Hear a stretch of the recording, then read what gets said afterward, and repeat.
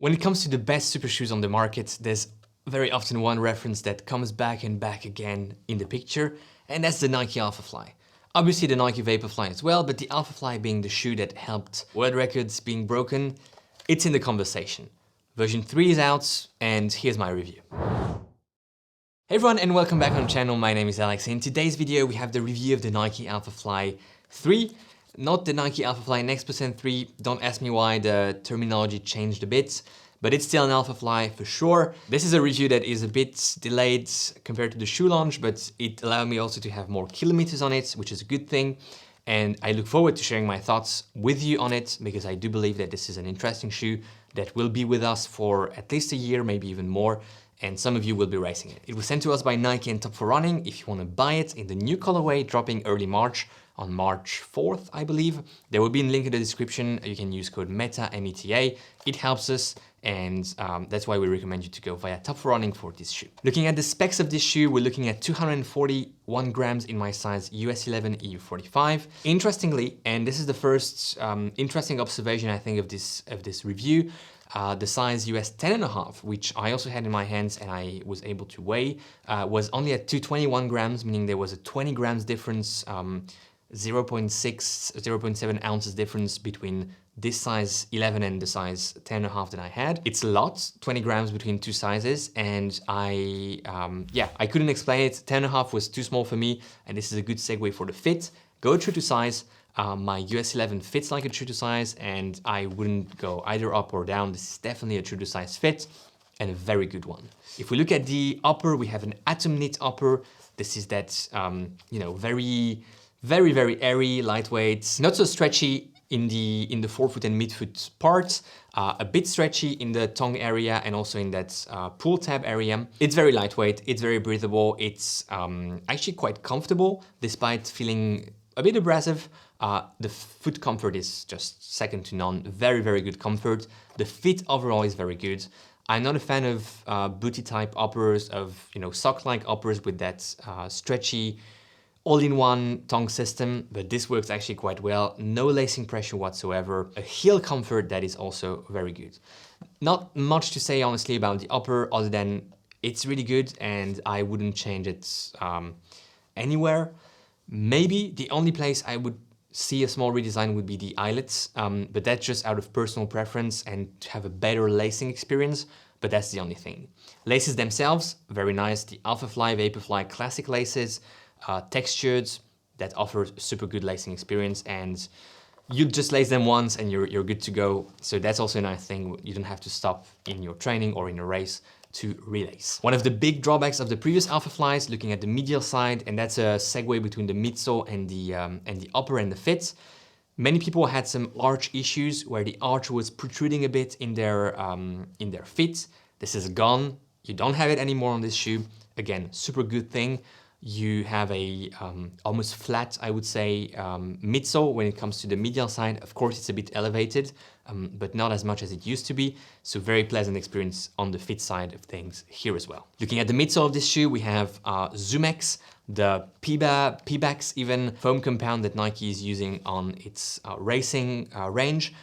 Alphafly, Vaporfly, Strixfly. Some ZoomX has been repurposed in other shoes. The Zoomfly 5, the Turbo Nature, but this is original ZoomX Pebax, and in this version I would say it's probably the pinnacle of ZoomX, a version that has both all the ZoomX properties, meaning it's a lightweight, responsive, super energetic, with a very aggressive decompression of the foam, without having the drawbacks of some of the earlier versions of ZoomX, the crumbling, the lack of durability, and to a certain extent the mushiness on the Strixfly, but for different reasons. So yeah, pinnacle ZoomX foam here.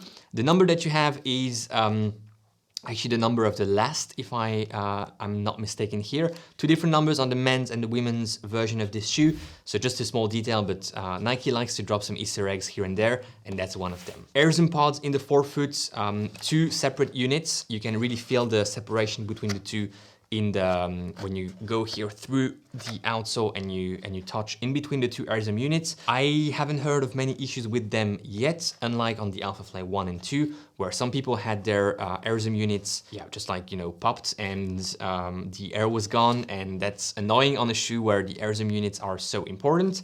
No issues whatsoever with these units. They work super well in combination with the 40 millimeters of stack height in the heel, 32 in the forefoot, and that's quite angled 8 millimeters drop. But again, dynamically, it feels more like a 5 millimeters, which is my sweet spot, and I really like it. So yeah, good stuff here. Outsole, less coverage and very strategic coverage, only very minimal coverage in the heel. I don't rub my heel too much against the ground, but for people that do, that may cause a bit of wear and tear here on the heel part of the outsole. In the forefoot, less coverage, but again strategic. That new compound that that Nike has implemented is actually very grippy, and it's grippy where you need it. When you are toeing off, you need to have that big toe and that forefoot really having lots of traction.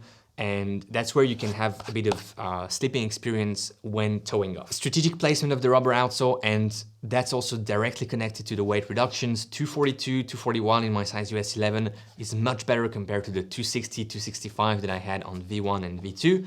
So yeah, it's also coming directly from the outsole. How would I use it, and will I keep on using it? Yes, absolutely. For me, this is a top tier super shoe.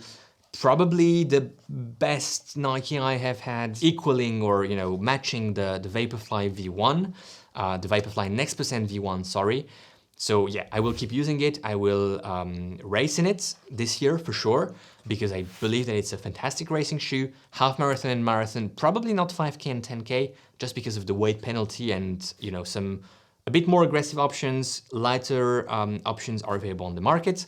But yes, I would race in it. I would also train in it because it offers you so much leg protection in those longer sessions where you know that you have, you know, already maybe fatigued legs or another important runs the day after or the following days. You have the leg protection, you have the nice effect of a Pebax midsole. Yeah, I'm super pleased with it. I don't have much to complain about with this shoe.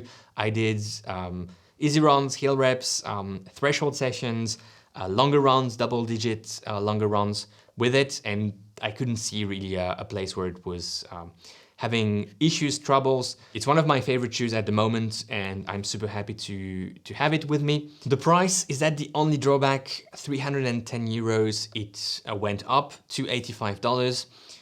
I'm struggling with that price point because obviously I think it's too much money, and I think, you know, shoes shouldn't be that expensive.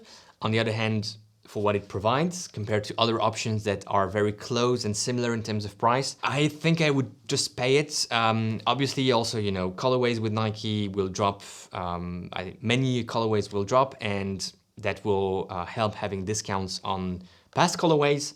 So I think this shoe will be something you can get in the future for maybe 260 to 50 euros, which will be very, very good. I would tend to wait a bit, use your current Alphafly if you like it, wait a few months and get this one discounted. Or if you have a key race coming up, yeah, just close your eyes and buy it, because it's really, really a good shoe, and a shoe that I can only recommend to pretty much every runner out there. Thank you very much for watching. Enjoy your run today, enjoy your ride, and let's link to the review of the Vaporfly 3, just because it's the, you know, sister shoe, and I believe that it deserves to be linked here. Let me know also if you want a comparison against this shoe. Thanks a lot. Bye-bye.